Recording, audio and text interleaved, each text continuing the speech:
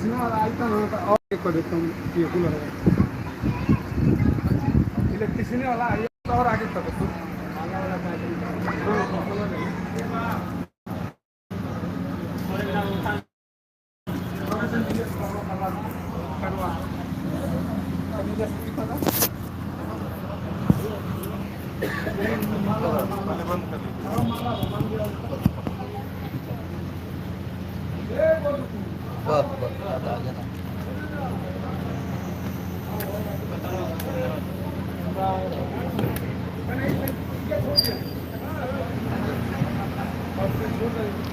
साई बंदगी सतनाम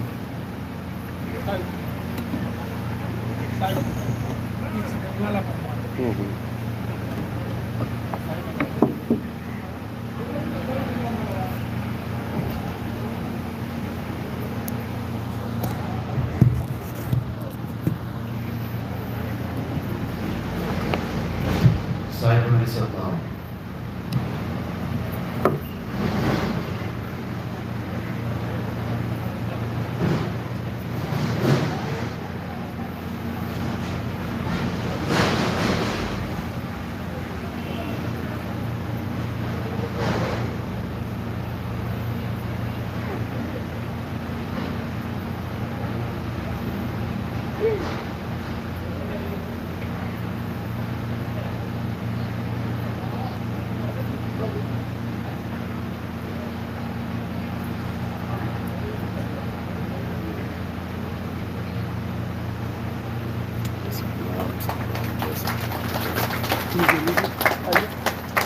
साहिब जी लोग आप लोगों को भी पढ़े पड़ेगी साहिब जी पारक साहब आपको पढ़े पड़ेगी दो भाई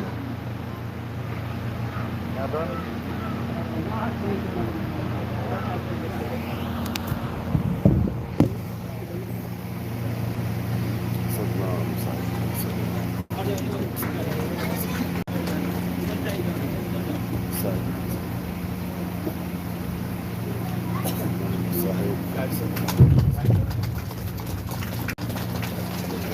प्रणाम जी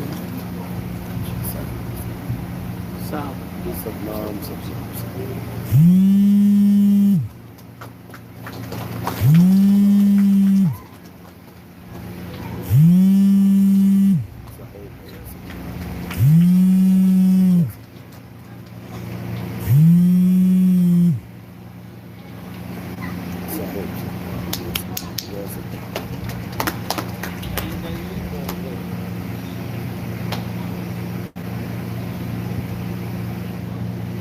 साहिब बंदगी सतनाम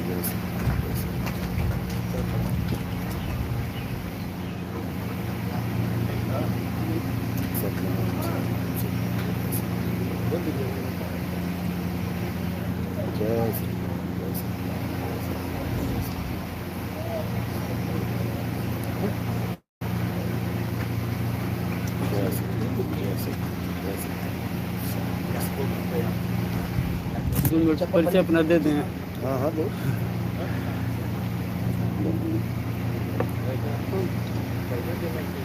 अपने गाँव में साहिब बंदगी सतनाम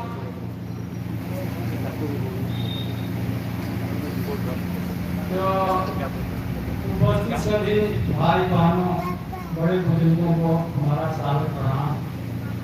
हम सिर्फ इतना ही बताना चाहेंगे आप लोगों के लिए सब चीज नहीं दिखाई दे रही है तो आपको मालूम होगा हम तो बहुत पुराने मतलब 1980 में बाबा महाराज संविधान की छवि है और तब से लगे रहे और उन्हीं की सेवा का फल है कि आज हमको ये संस्थाओं के संसार गुरु के गुरु ईश्वरों के ईश्वर संत श्रीमठ साहेब नितिनलाल जी महाराज हमको मिले और जो 45 साल से जिस चीज की हमको तलाश थी वो चीज हमको यहाँ पर एक पल में मिल गई। इसीलिए मैं डूब जाता रहता हूँ ये वही है जो आए हुए हैं और जमाने में हलचल मचाए हुए हैं। अरे ये जुक्ति में मुक्ति बताए हुए हैं ये दाढ़ी में कुदरत छिपाए हुए हैं। अरे ये वही है जो आए हुए हैं हम इतना ही कहना चाहेंगे कि बाबा जय गुरुदेव की प्रेमियों को हम याद दिला रहे हैं कि बाबा जय गुरुदेव जी महाराज ने कहा था कि बच्चा अभी तक हमने सत्संग सुनाया नहीं, सत्संग सुनने के लायक बनाया जा रहा है, सत्संग तो आगे सुनने को मिलेगा। बाबा जय गुरुदेव जी महाराज ने कहा था बच्चा अभी मैं प्लेटफार्म तैयार कर रहा हूँ। तो बाबा जय गुरुदेव जी महाराज प्लेटफार्म किस लिए तैयार कर रहे थे? अब मेरे समझ में बात आई, जो बात ग्रंथों में लिखी गई थी नहीं समझ में आ रही थी। यहाँ जब दीक्षा हमको मिली, पल भर में जो ज्ञान मिला हमको सारे रास्तों से पर्दा उठा चला गया। बस अब आपसे विनती यही है कि हमारा जैसे कल्याण हुआ आप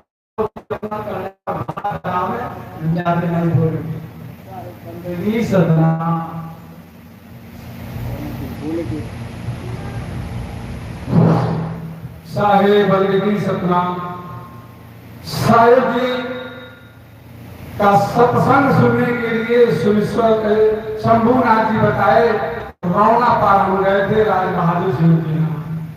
वहाँ होर्डिंग लगा था सोई गुरु पूरा कहावे, 2 अक्षर का बतावे, एक छोड़ावे एक रखावे। यही वाणी मुझे दिल में चोट कर गई। और रामायण में प्रभु श्री रामचंद्र जी का जूठी बैठ पता नहीं सेवरी खिलाई थी कि नहीं खिलाई थी, लेकिन इस कलयुग में उसी सेवरी का वंशज रमाशंकर छोड़ करके जब साहेब जी आगे और दिशा दिए, साहेब बलदेवी सतनाम।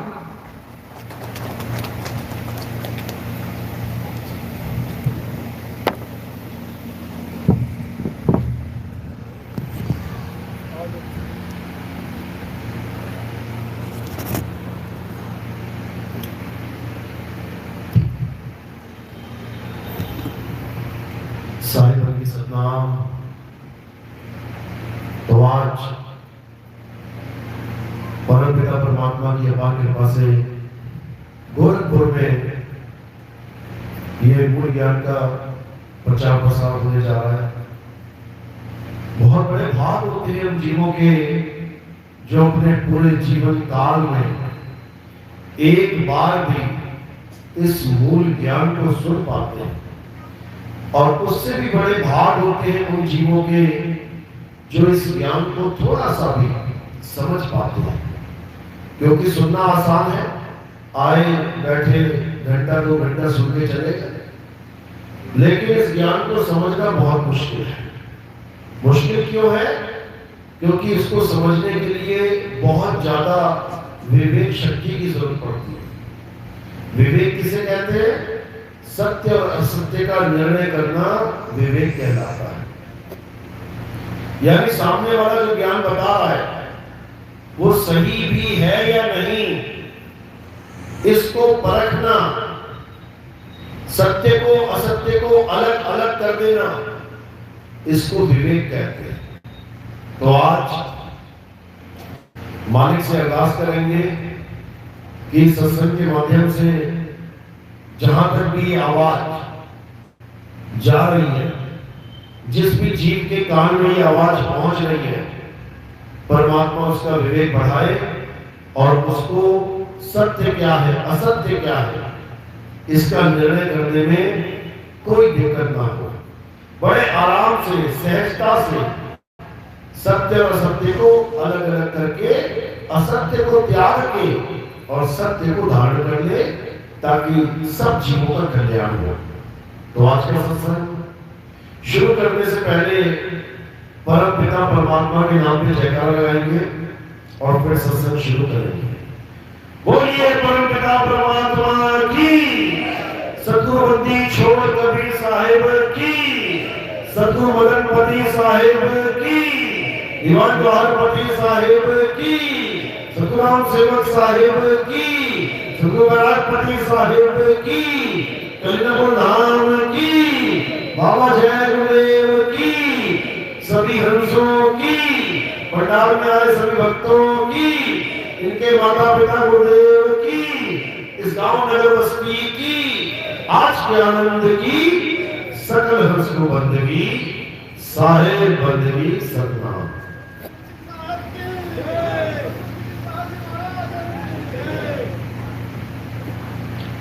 कबीर साहब बार बार इस भव सागर में हम लोगों को जगाने के लिए आते हैं।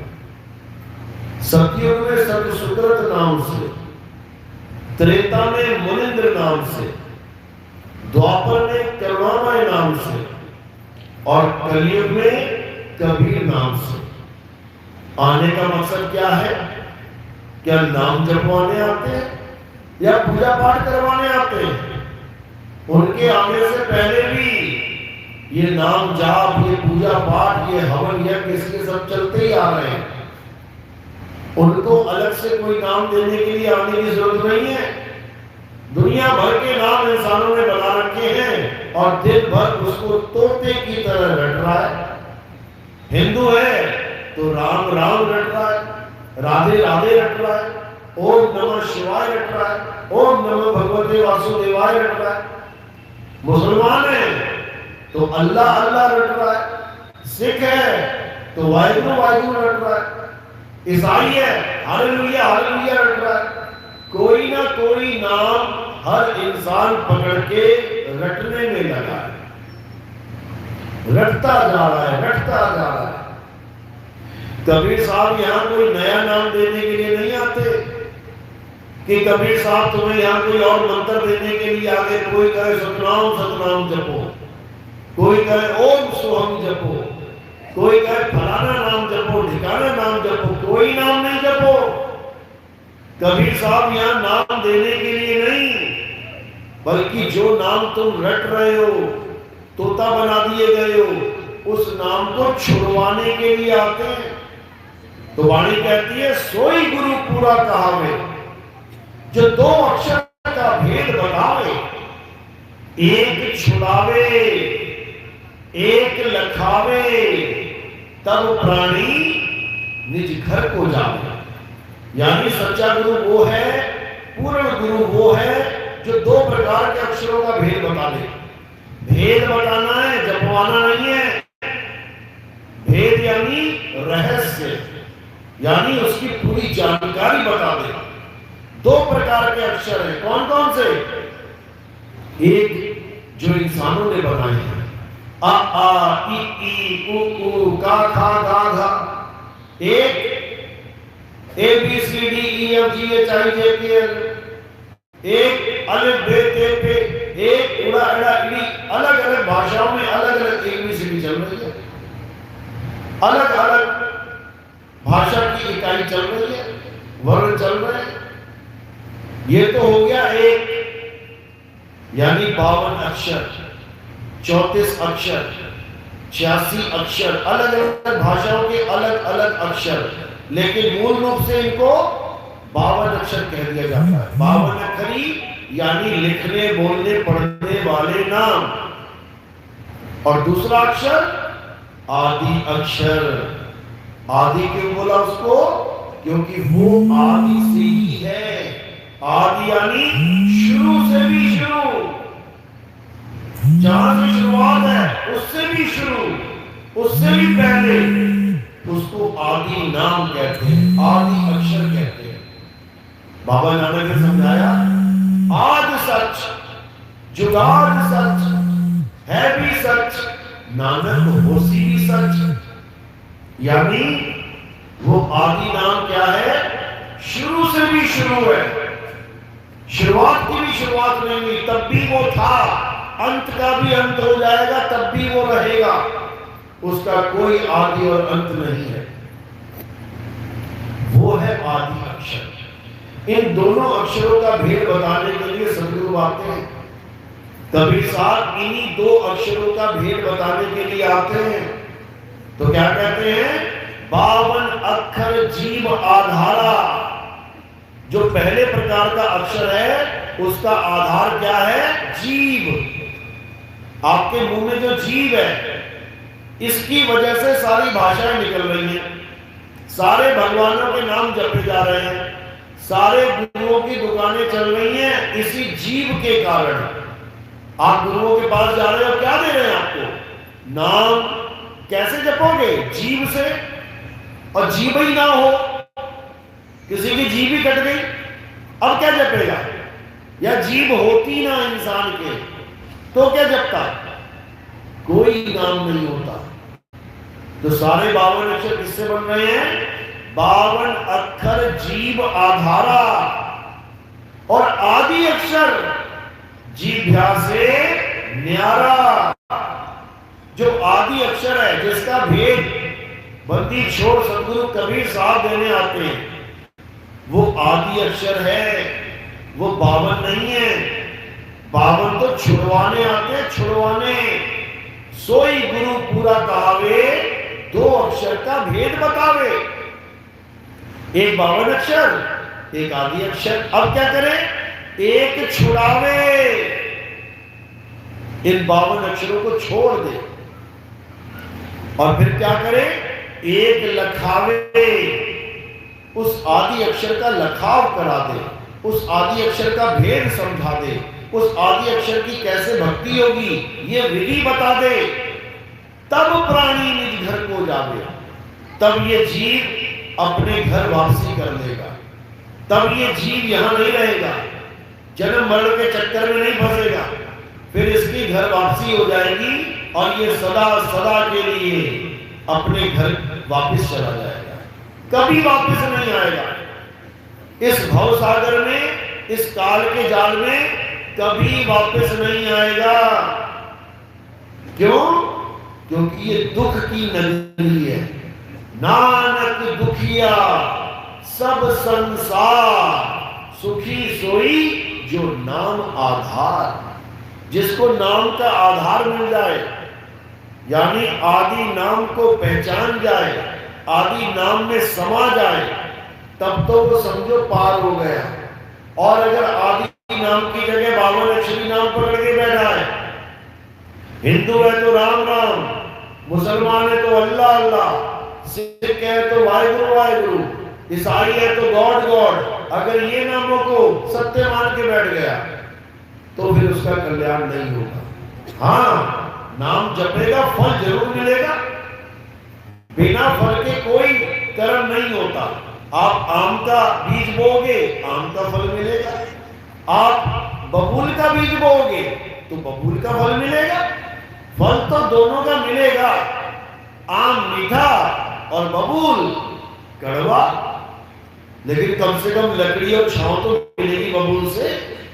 ऐसा तो नहीं है कि बबूल कुछ नहीं देगा, दातुन करोगे बबूल की, दांत सब बढ़िया रहेंगे, लेकिन वो फल नहीं मिलेगा जो आम से मुंह मीठा होगा, वो फल नहीं मिलेगा।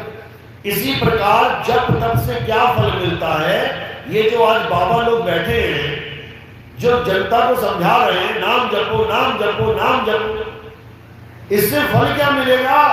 मुक्ति तो मिलने से रही, फल क्या मिलेगा? क्या बोला वेदों में, क्या बोला ग्रंथों में? तपोराज राजो नरकम। तपस्या करने से, नाम जपने से राजपाट मिल जाता है, और जब राजपाट मिल जाता है तो बुद्धि भ्रष्ट हो जाती है। देख लो, जितने भी बड़े बड़े पदों पर बैठे हैं लोग, बुद्धि भ्रष्ट हो गई है, तभी तो घपले कर रहे हैं, तभी तो भ्रष्टाचार कर रहे हैं, तभी तो गरीबों पे जुल्म ढा रहे हैं। तो उसके बाद क्या मिलेगा? तपोराज राजो नरकम। फिर नरक की तैयारी हो रही है, नरक में जाना पड़ेगा। तो इनडायरेक्टली जप और तप कहां लेके जाते हैं? नरक में, नरक में लेके जाते हैं। इसलिए कबीर साहब ने नरक का दरवाजा ही बंद कर दिया। ना करना है जप, ना करना है तप, तो नरक का दरवाजा हो गया बंद। अब क्या करना है? क्या बोल रहे हैं कबीर साहब? परमात्मा का हुक्म क्या है? नानक हुक्म पहचान के तो जा खसने मिलना। हुक्म पहचानो कि संतों का हुक्म क्या है, परमात्मा का हुक्म क्या है। नाम नहीं जपना, तप नहीं करना, तो क्या करना है? कह रहे सुरत बसी संसार में, तासे पड़ गई दूर, सुरत बांध स्थिर करो, आठों पहर हुजूर। क्या हुक्म मिला? कि जो तुम्हारा ध्यान सारे संसार में भटक रहा है, उस ध्यान को क्या करना है? उस ध्यान को एकाग्र करना है, एकाग्र करना है। समझो, सूरत फंसी संसार में, तासे पड़ गई दूर, और सूरत बांध स्थिर करो। स्थिर मतलब, स्थिर किसको किया जाता है? जो चल रहा है, जो भाग रहा है, उसको स्थिर कर सकते हो। जो पहले से स्थिर है उसको स्थिर कैसे करोगे? यानी दो प्रकार का ज्ञान समझाया जा रहा है, एक चल ज्ञान, एक अचल ज्ञान। जो चलने वाला ज्ञान है वो जीव है, जो चलने वाली आत्मा है वो जीव है, उसे जीवात्मा कहते हैं। और एक अचल आत्मा है जो कभी चलती नहीं है, जो सदा सदा स्थिर है, जो अचल है, अडोल है, वो सदा सदा स्थिर है। यानी चल को अचल करना है। अभी जो सूरत चल रही है उसको अचल करना है। गरीबदास जी महाराज समझा रहे हैं, सतगुरु के लक्षण कहूं अचल विहंगम चाल, हम अमरापुर ले गए ज्ञान शब्द सिरधार। कहते हैं मैं पहले चलने में विश्वास रखता था कि जो चलता है वही परमात्मा होता है।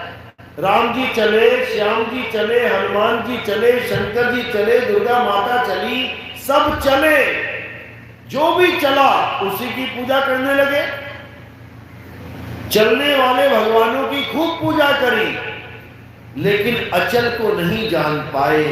इसीलिए बार बार बार बार जन्म मरण में चक्कर काट रहे हैं। अचल को जानो, अचल। सतगुरु के लक्षण कहूं अचल, अचल तक जाना है हमें। कैसे जाएंगे? विहंगम चाल, यानी उस अचल तक कैसे पहुंचना है? विहंगम चाल के द्वारा। विहंगम चाल यानी यहां से उड़े और सीधे वहां पहुंचे, यानी यहां से तीर छूटा और सीधा निशाने पे लगा, बीच में रुकेगा नहीं कहीं। लेकिन जो रुकने वाली भक्ति बताते हैं, पहले रूहानी मंडल में निरंजन निरंजन जप के पहुंच जाओ, फिर उसके बाद वहां इंतजार करो, वहां दूसरे रूहानी मंडल की भक्ति करो, ओंकार ओंकार करो तो दूसरे रूहानी मंडल में पहुंच जाओ, फिर तीसरे रूहानी मंडल की भक्ति करो, रारणकार रारणकार जपो, वहां पे पहुंचो, वहां मिलेगा धनी। फिर चौथे रूहानी मंडल सोहम सोहम की भक्ति करो, फिर वहां पहुंचो। उसके बाद सतनाम सतनाम जपो, पांचवें रूहानी मंडल में पहुंचो। ये विहंगम चाल नहीं है, ये माया का खेल है, ये माया का बहुत जबरदस्त खेल है। कहते हैं आंखें बंद करो, कान बंद करो और यहां त्रिपुटी में ध्यान रखो, परमात्मा मिलेगा। माया का खेल है ये, बहुत जबरदस्त। यहां परमात्मा नहीं बैठा है, यहां कौन बैठा है? मन। मन बैठा है।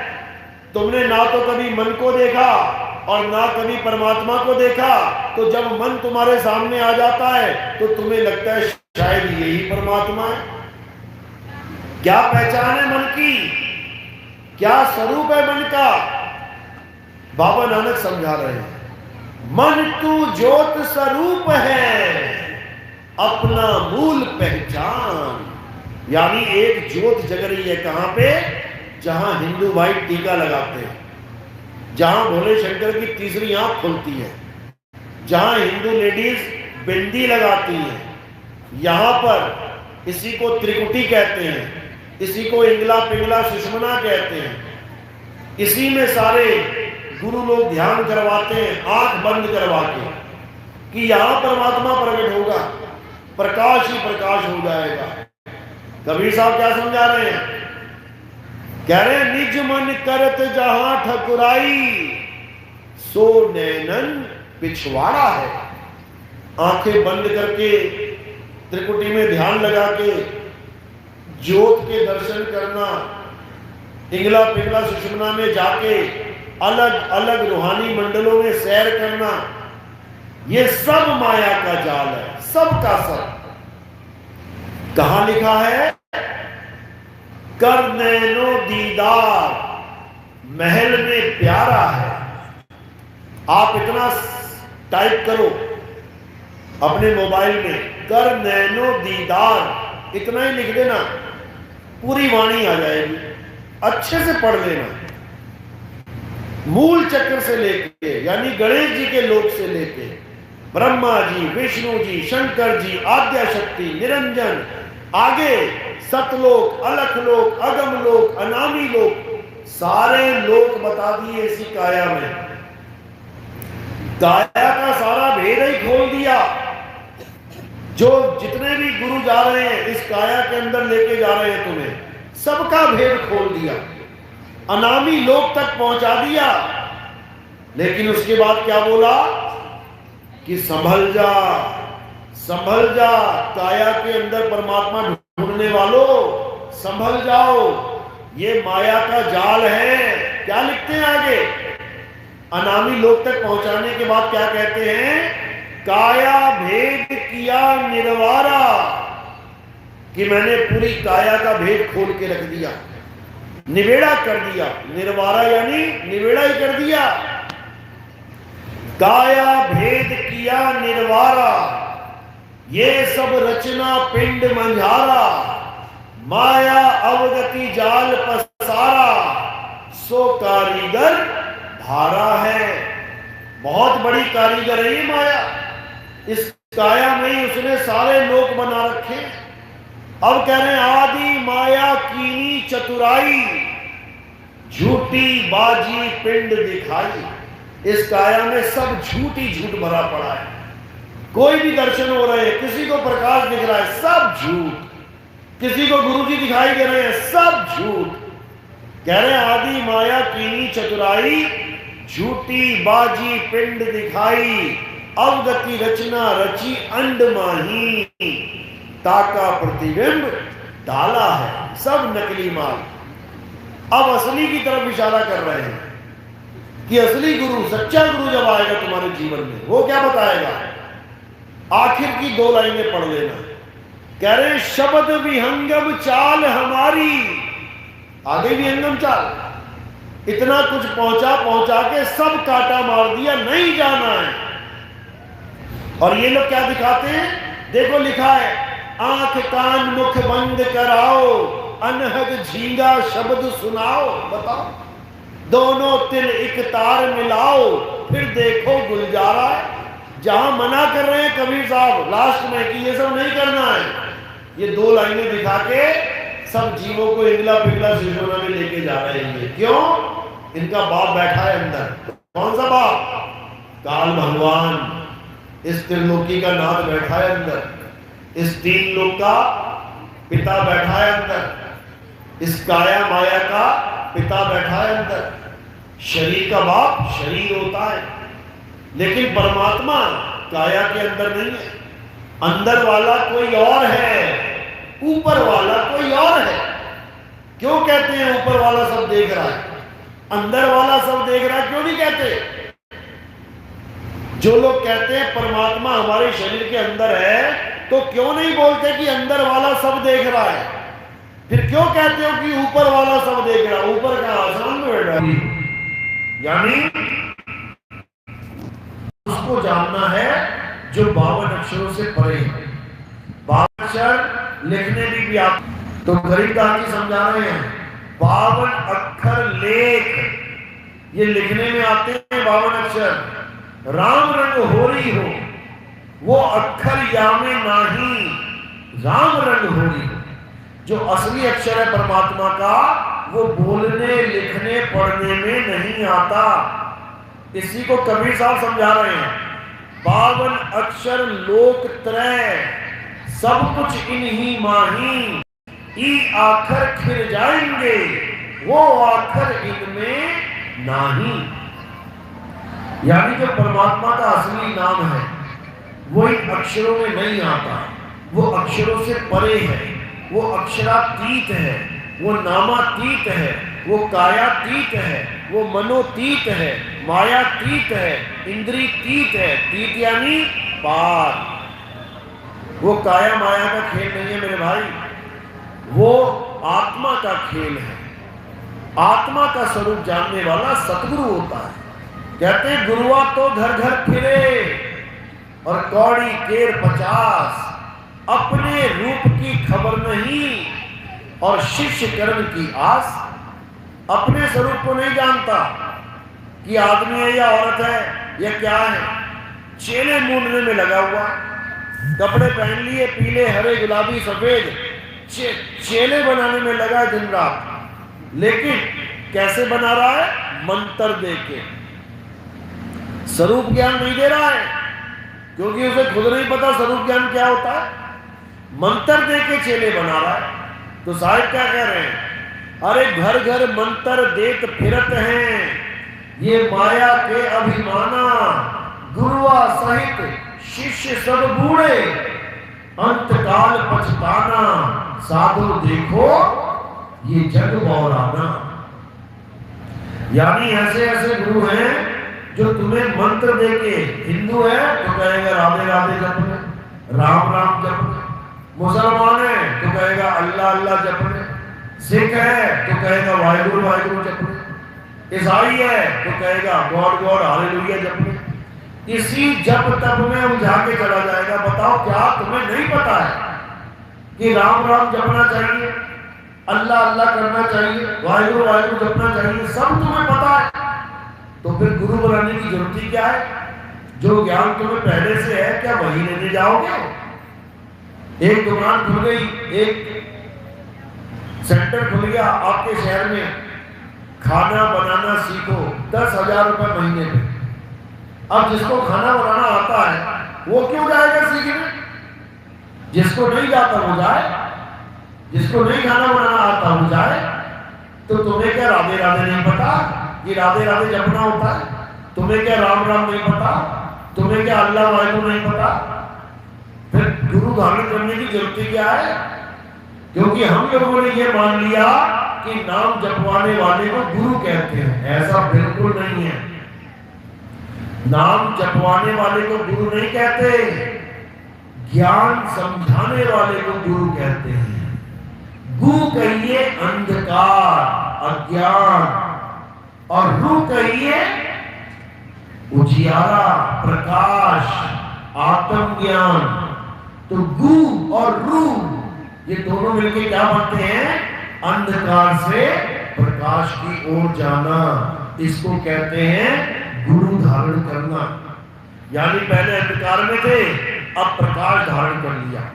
इसका मतलब ये नहीं त्रिकुटी में प्रकाश देखने लग गए। इसका मतलब है आत्मज्ञान।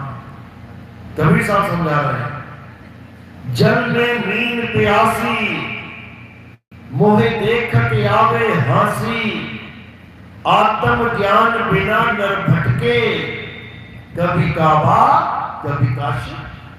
कह रहे हैं आत्म ज्ञान बिना नर भटके। ये मंत्र जंतर ज्ञान नहीं, ये पत्थर पूजा वाला ज्ञान नहीं, ये हवन यज्ञ वाला ज्ञान नहीं, ये परिक्रमा करने वाला ज्ञान नहीं, ये आत्म ज्ञान है।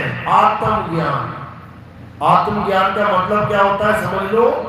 जिस भी शब्द के साथ आत्म शब्द जुड़ जाए, जिस भी शब्द के साथ आत्म शब्द जुड़ जाए, वो सारा खेल तुम्हारे ऊपर फिट हो जाता है। जैसे तुम्हें किसी ने कहा कथा लिखो, किसी की भी लिख दो, राम जी की लिख दो, श्याम जी की लिख दो, हनुमान जी की लिख दो।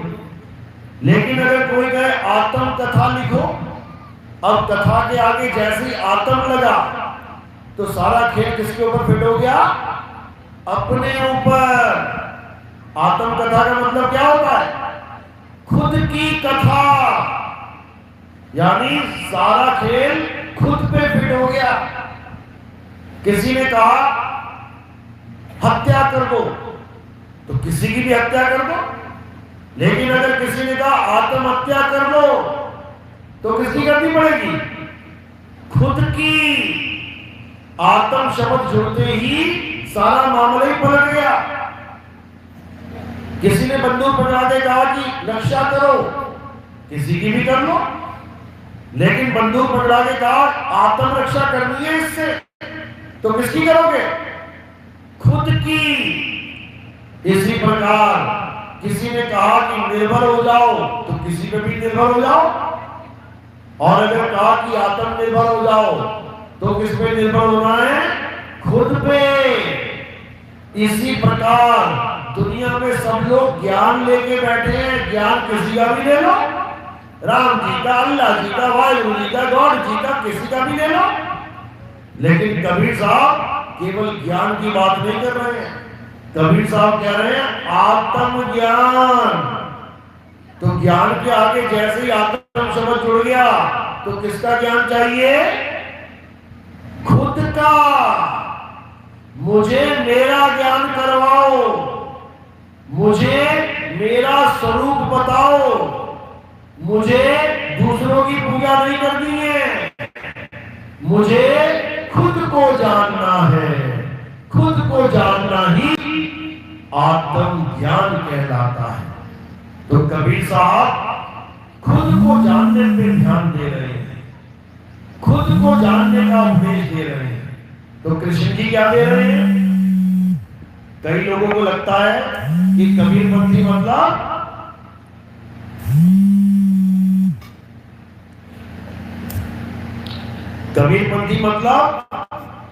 हिंदू विरोधी। लोग ये सोचते हैं अरे ये कबीरपंथी हो गया, ये तो मुसलमान हो गया, अब ये देवी देवताओं की पूजा नहीं करेगा। कई लोग ये समझते हैं कबीरपंथी यानी मुसलमान हो जाना, कबीरपंथी यानी सनातन धर्म का विरोधी हो जाना, कबीरपंथी यानी देवताओं का विरोधी हो जाना, जबकि ऐसा नहीं है। कबीरपंथी मतलब सत्य को जानने वाला, कबीरपंथी मतलब आत्म तत्व की पूजा करने वाला, आत्म तत्व का ध्यान धरने वाला, उसी परम तत्व से प्रेम करने वाला, जिसे सत्य सनातन कहते हैं। कबीरपंथी यानी सत्य सनातनी, झूठा नहीं। समझो? तो क्या बोला गीता में? अर्जुन, इस दुनिया में दो प्रकार के तत्व हैं, एक असत्य और एक सत्य। असत्य क्या है? ये जितनी भी काया माया दिखाई दे रही है, ये संसार में जो कुछ भी तुम्हें दिखाई दे रहा है इन खुली आंखों से, ये सब असत्य है, झूठ है। बोला भी है, गो गोचर जहां लग मन जाई, तहां लग माया जानो भाई। सब माया का खेल है, आंखों से दिखने वाली हर चीज माया है। तो कबीरपंथी आंखों से दिखने वाली चीज की पूजा नहीं करता, नहीं करता। क्यों? क्योंकि कृष्ण जी भी कह रहे हैं कि आंखों से जो कुछ दिखता है वो सब माया है, तो माया की पूजा क्यों करे भाई? तो सत्य क्या है? हे अर्जुन, आत्म तत्व ही सत्य है। आत्मा अजन्मा है, नित्य है, शाश्वत है, पुरातन है, अचल है, अडोल है। ये आत्मा ही सत्य सनातन है। इसको शस्त्र काट नहीं सकता, अग्नि जला नहीं सकती, वायु सुखा नहीं सकती, जल भिगो नहीं सकता। इस आत्मा को कोई कुछ नहीं कर सकता, इस आत्मा का कोई कुछ नहीं बिगाड़ सकता। ये अजर अमर अविनाशी है। अब इसी आत्मा को जानने वाला, इसी आत्मा की पूजा करने वाला, इसी आत्म ज्ञान में रमण करने वाला सत्य सनातनी कहलाता है। तो कृष्ण जी भी क्या समझा रहे हैं कि देवी देवताओं की पूजा करो? बिल्कुल नहीं। कृष्ण जी क्या कह रहे हैं कि परिक्रमा करो नदियों की जाके, पर्वतों की जाके? बिल्कुल नहीं। कृष्ण जी क्या कह रहे हैं कि मंदिरों में जाके फूल चढ़ाओ? बिल्कुल नहीं। क्या कह रहे हैं? अध्याय 3 17वां श्लोक, खोलो गीता, पढ़ो गीता। अब पढ़े लिखे हो तब भी नहीं पढ़ोगे तो कब पढ़ोगे? तो गीता में क्या लिखा है? हे अर्जुन, जो अपनी आत्मा में रमण करते हैं, जो अपनी आत्मा में तृप्त हैं, जो अपनी आत्मा में संतुष्ट हैं, उनके लिए कोई धार्मिक कर्म कर्तव्य लागू ही नहीं होता।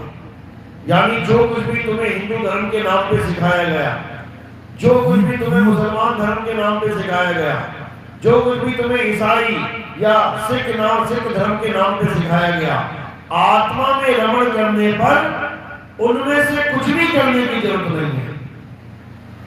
यानी आत्मज्ञानी हो गए तो सारे धर्म कानून, कर्म कानून सब एक भी लागू नहीं होगा। केवल एक ही चीज करनी पड़ेगी, क्या? आत्मा में रमण करना है, रम जाना है। जिसको साहिब ने समझाया, सुरत बसी संसार में, तासे पड़ गई दूर, सुरत बांध के स्थिर करो। कहां स्थिर करना है? आत्म देव में स्थिर करना है, क्योंकि वो पहले से ही स्थिर है और हमारी सुरत भाग रही है। 10 मिनट आके बंद करके देख लेना, कहां कहां भागती है, क्या क्या ख्याल आते हैं। ये सब भाग रही है, कभी यहां, कभी वहां, कभी दिल्ली, कभी मुंबई, कभी कलकत्ता, कभी त्रा। अब इसको क्या करना है? अचल कर देना है। सुरत बांध स्थिर करो, आठों पहर बुझो। आठों पहर एक ही काम रहेगा। तो ये तब समझ में आता है जब हम किसी तत्वदर्शी संत की शरण में जाते हैं। तत्वदर्शी मतलब नाम जपवाने वाला नहीं कि तुम्हें कोई नाम जपवाए और कहे मैं तत्वदर्शी हूं। जपी है वो, जपी। नाम जपने वाले को जपी कहते हैं, तपस्या करने वाले को तपी कहते हैं, घर बार छोड़ के चले जाने वाले को सन्यासी कहते हैं। तो जपी तपी सन्यासी अलग चीज है और तत्वदर्शी संत अलग चीज है। तत्वदर्शी संत दोनों प्रकार के तत्वों का भेद बताता है, असत्य को छुड़वाता है, सत्य को लखाता है, तब जाके ये जीव अपने घर को जा पाता है। इसी का वर्णन अध्याय 4 34वें श्लोक में दिया गया। हे अर्जुन, अगर तुम सत्य को जानना चाहते हो, अगर तुम आत्मा को जानना चाहते हो तो कहां जाओ? ऐसे तत्वदर्शी संत की शरण में जाओ जिसने आत्मा का ज्ञान समझ लिया है, जिसने आत्मा का ज्ञान जान लिया है, जिसने आत्मा का बोध कर दिया है। वही तुम्हें तुम्हारी आत्मा का सही भेद बता सकता है। यानी उस चीज के बारे में ज्ञान दे सकता है जो सारी उम्र तुम प्राप्त नहीं कर सकते बिना गुरु के। सोचो, तुम्हारे घर में कोई भी चीज है, तुम उसको सारी उम्र यूज कर सकते हो। तुम्हारे घर में बाइक है, सारी उम्र चला सकते हो। तुम्हारे घर में कार है, सारी उम्र चला सकते हो। तुम्हारे घर में अंगूठी है, सारी उम्र पहन सकते हो। तुम्हारे घर में कोई भी सामान है, सारी उम्र उसको यूज कर सकते हो, उसको जान सकते हो, पहचान सकते हो। तुम्हारे साथ आत्मा है, अंत समय तक रहेगी आत्मा तुम्हारे साथ। तो क्या तुमने जान लिया आत्मा को? 24 घंटे आत्मा तुम्हारे साथ रहती है, तुम पहचान गए आत्मा को। तुम सोच भी नहीं सकते कि आत्मा होती कैसी है, आत्मा का स्वरूप क्या है, जबकि 24 घंटे आपके साथ आत्मा है। सबके पास आत्मा है, सब अपनी अपनी आत्मा लेके आए हो। घर तो नहीं छूट गई किसी की? खाना बनाते बनाते वही छूट गई हो, नहाते धोते वही छूट गई हो। सब लेके आए हो, जो चीज साथ लेके आए हो उसी का ज्ञान नहीं है, और बाकी जो लाद के लेके आए हो उसका पूरा ज्ञान है। जिसकी वजह से आ रहे हो उसका ज्ञान नहीं है, और जहां जहां जा रहे हो उसका पूरा ज्ञान है। जिसकी वजह से खा रहे हो, पी रहे हो, उसका कोई ज्ञान नहीं है, और जो खा रहे हो, पी रहे हो, उसका सारा ज्ञान है। जिसकी वजह से मंत्र बोल रहे हो उसका कोई ज्ञान नहीं है, और जो जो मंत्र पकड़ के बैठे हो उसका पूरा ज्ञान है। राम राम जपूंगा, राधे राधे से मुक्ति होगी, अल्लाह अल्लाह से मुक्ति हो जाएगी, वाहिगुरु वाहिगुरु से मुक्ति हो जाएगी। अरे किसी से नहीं होगी।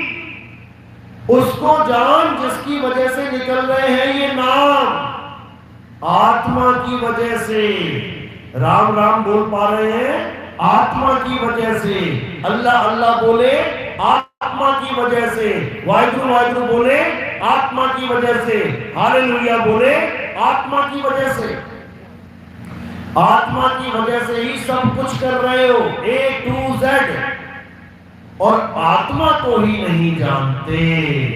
इसीलिए कृष्ण जी बार बार समझा रहे हैं, हे अर्जुन आत्मा को जान, आत्मा को।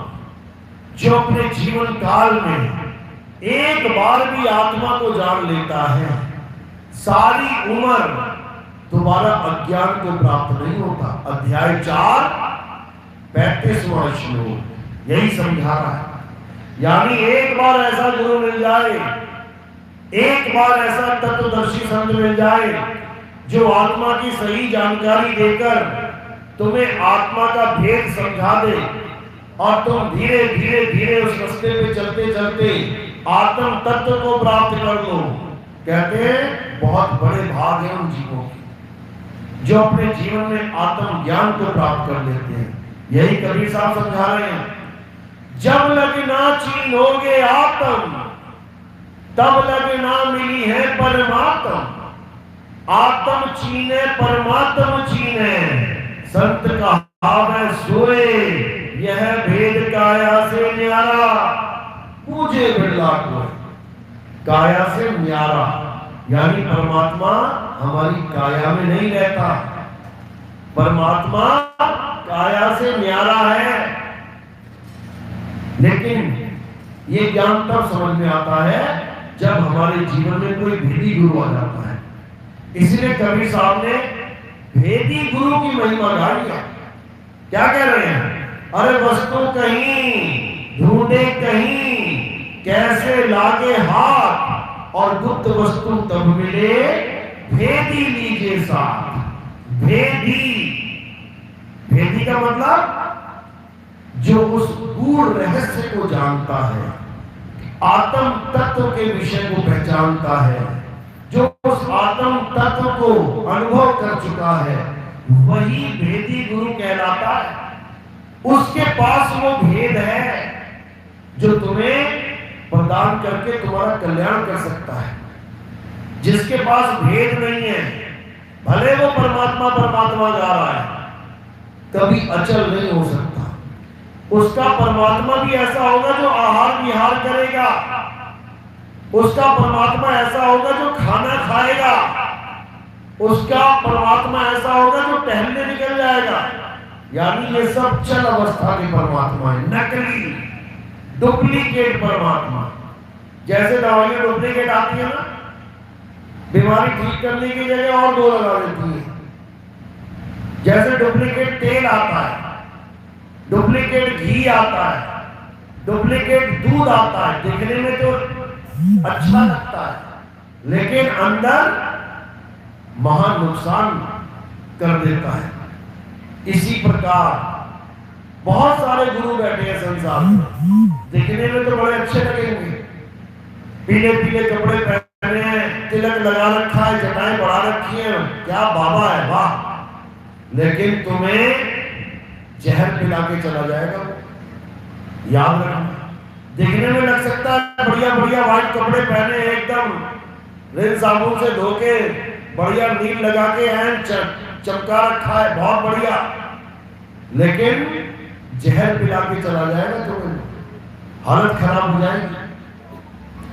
इसलिए हमने पहचानना है, वाणी से पहचानिए साधु चोर की हाथ, अंतर की करनी से निक से मुंह की बात। यानी जिसको जो अनुभव है उसी अनुभव को शेयर कर रहा है। अब जो चल परमात्मा का अनुभव है कि हमारा परमात्मा आहार विहार करता है, तो समझ जाना कि सपने में परमात्मा दिखा उसे। सपने में कोई सफेद कपड़े वाला दिखाई दे गया, उसको परमात्मा मान बैठा, उसके साथ घूमा टहला, खाना वाना खाया, फिर वो परमात्मा गायब हो गया। नकली आहार विहार करने वाला परमात्मा नकली होता है, और जो असली परमात्मा है वो क्या है? वो कोई शरीर है ही नहीं, तो चलेगा क्या? उसकी टांगे, उसके हाथ, उसके शक्ल है ही नहीं, तो चलेगा क्या? इतना भी नहीं समझ पा रहा ये मूर्ख इंसान। वाणियां पढ़ो, क्या कह रहे हैं? रूप न रेख न रंग, प्रभु तीन गुणों से भिन्न, और तिसही बुझाए नानका, जित होवे प्रसन्न। नानक साहब की वाणी है। अब नानक साहब को भी परमात्मा मिला है ना, या नानक साहब को भी नहीं मिला? अगर बाबा नानक को परमात्मा मिला है, तो परमात्मा का क्या गुण है वो बता रहे हैं, परमात्मा का क्या अनुभव हुआ वो बता रहे हैं।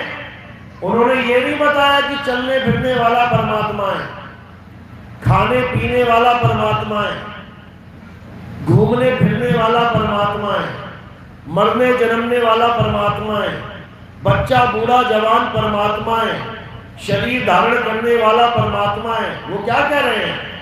रूप ना रेख ना रंग, तीन चीजें मना कर दी। रूप, रेख और रंग ये परमात्मा के है ही नहीं। अगर कोई रूप का वर्णन कर रहा है कि परमात्मा कबीर है, अगर वो कह रहा है कि परमात्मा कबीर है, इसका मतलब वो रूप का वर्णन कर रहा है। फंस गया काल के जाल में, यानी वो कबीर साहब को देह मान बैठा है। वो मारा गया, वो गया 84 में। रूप न रेख न रंग, कोई कह रहा है श्वेत वर्ण का परमात्मा, सफेद सफेद कपड़े उसके, सफेद सफेद उसकी शक्ल, तो सफेद क्या है? रंग। इसका मतलब वो भी रंग रूप के चक्कर में मारा गया, उसका भी कल्याण नहीं हो सकता। तो कह रहे हैं रूप न रेख न रंग, प्रभु तीन गुणों से भिन्न, और तिसही बुझाए नानका, चित्त होवे प्रसन्न। यानी परमात्मा उस पर प्रसन्न होता है जिसको ये मूल ज्ञान समझ में आ जाता है कि परमात्मा का कोई रूप रेख रंग नहीं है। तो परमात्मा का स्वरूप क्या है? शब्द स्वरूप, यानी आवाज स्वरूप परमात्मा है। आवाज का ना तो कोई रूप है, ना रेख है, और ना ही रंग है। देखो ये सुनाई थी ना तुम्हें, इसका ना तो कोई रूप है, ये कैसा था? काला था, पीला था, गुलाबी था। ना तो इसका कोई रेख है और ना इसका कोई रंग है। ये आदमी जैसा है कि औरत जैसा है? समझो, जैसे ये आवाज है, ये तो नाशवान आवाज है, रुकने वाली आवाज है, देखो रुकेगी। लेकिन जो परमात्मा की आवाज है वो अखंड है, वो कभी रुकती नहीं है, वो कभी शुरू ही नहीं हुई जो रुकेगी। वो सदा सदा से थी, है और रहेगी। इसी को बोला है नाम अखंड और सब खंडा, सार शब्द गरजे ब्रह्मंडा। ये सार शब्द यही परमात्मा का नाम है। ये अखंड आवाज यही परमात्मा का सच्चा नाम है। बाबा जय गुरुदेव ने 1980 में इसी का जिक्र किया था। क्या बोले? सबसे पहले तो उन्होंने गुरुवाई खत्म करी कि मेरे पंथ में बेटा कोई गुरु नहीं बनेगा। आप देखो सारे पंथों में जैसी गुरु जाने वाला होता है, क्या करते हैं? वसीयत लाते हैं। वसीयत पे आने वाले अगले गुरु का नाम लिखा होता है, पिछला गुरु उस पे साइन करके चला जाता है ताकि कोई झगड़ा ना हो, कोई फसाद ना हो, कोई दंगा ना हो। यानी मैंने अपना उत्तराधिकारी चुन लिया। लेकिन बाबा जय गुरुदेव एक ऐसे संत थे जिन्होंने भले मंच से पहले ही बोल दिया कि बच्चा तुम गुरु बनने का काम मत करने लग जाना। अपने शिष्य को चेतावनी दी कि गुरु बनने की सोचना भी मत, चेला बनना है, पार होना है। पहले तो ये मना कर दिया कि मेरे पंथ में कोई गुरु बनेगा ही नहीं। नहीं तो दिखा दो वसीयत कहां है, दिखा दो किसी भी मंच से उन्होंने किसी का नाम लिया हो, बाबा उमाकांत का नाम लिया हो या ये यादव जी का नाम लिया हो, बता दो कहीं लिखा, कहीं लिखा, कहीं बोला। ये सब मनमुखी है, ये गुरु के वचन पे भी नहीं टिक पाए, ये मनमुखी गद्दियां चला के बैठे हैं। बाबा जय गुरुदेव ने 1980 में क्या बोला था कि अभी तो तुम 5 नाम से पार हो रहे हो। कौन से 5 नाम? निरंजन, ओंकार, राणिका, सोहंग, सतनाम। कहते हैं अभी तो तुम्हें 5 नाम से पार हो रहे हो, तो जो भविष्य में महात्मा आएंगे जिनको ऊपर से आवाज आएगी, फिर वो उनको बताएंगे, यानी उस आवाज की महिमा गाएंगे, उस आवाज को ही परमात्मा बताएंगे। उसके बाद कोई भी 5 नाम या जय गुरुदेव नाम से पार नहीं होगा। किस किसने देखी वाणी देखी है ये? किसने सुनाई है? हाथ खड़ा करो जिसने ये वाणी देखी है, लिखी है। बहुत बढ़िया।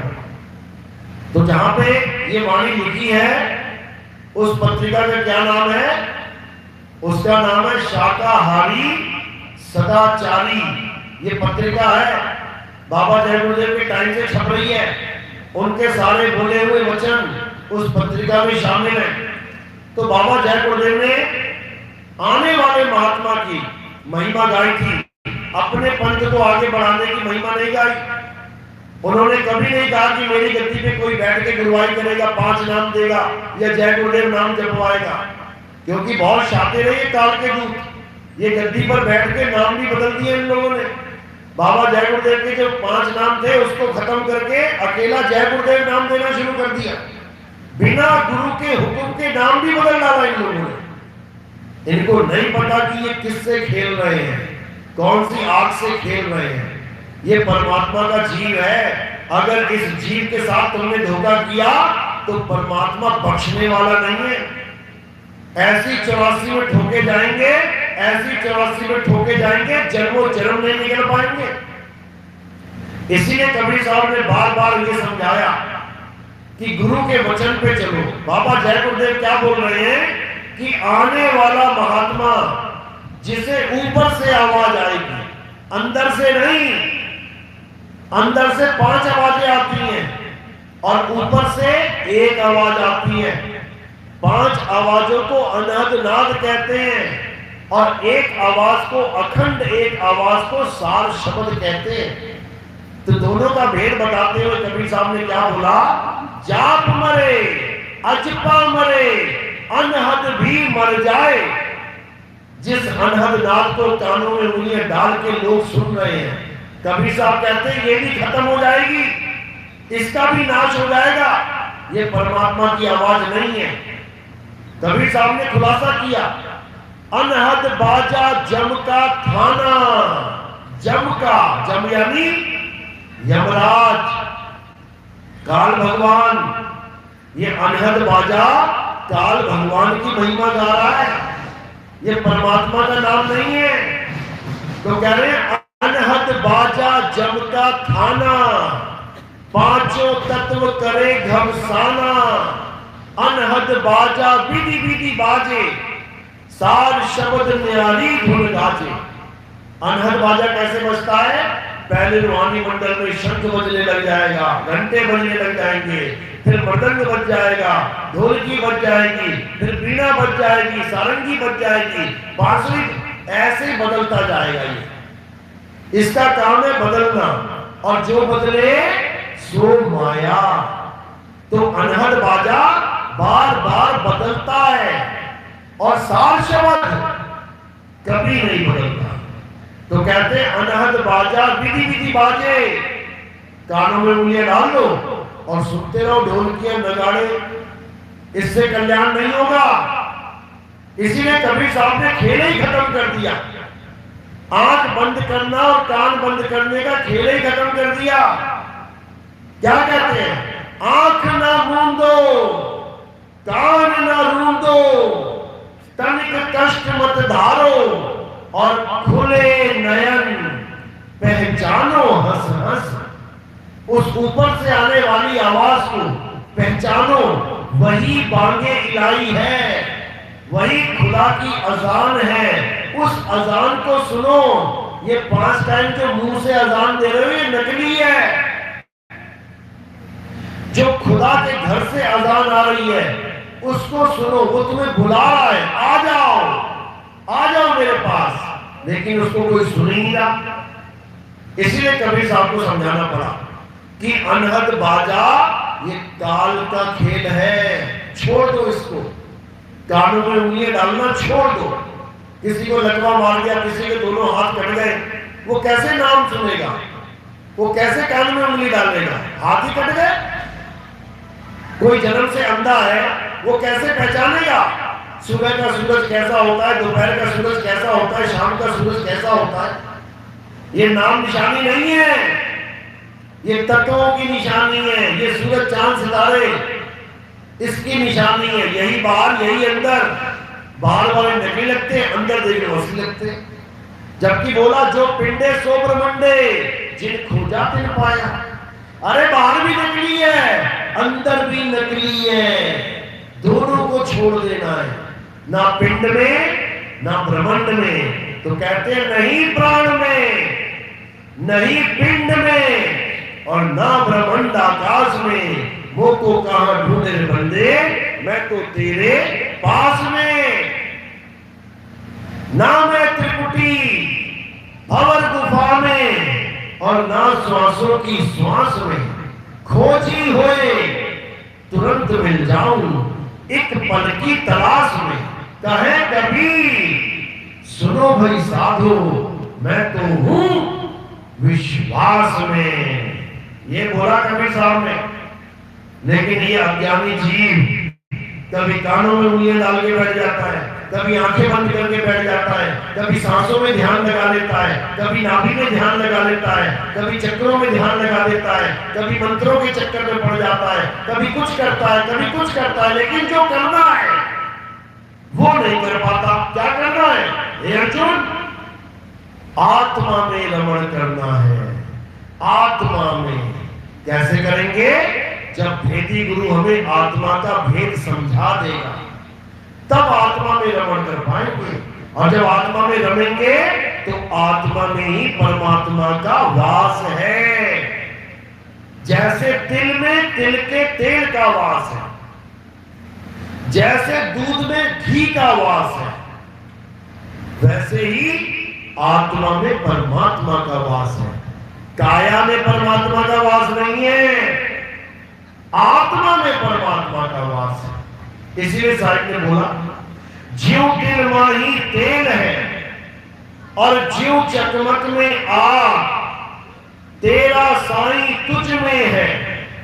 जाग सके तो जाग, तेरा साईं तुझ में है। अपनी आत्मा में ढूंढ, तब कल्याण होगा।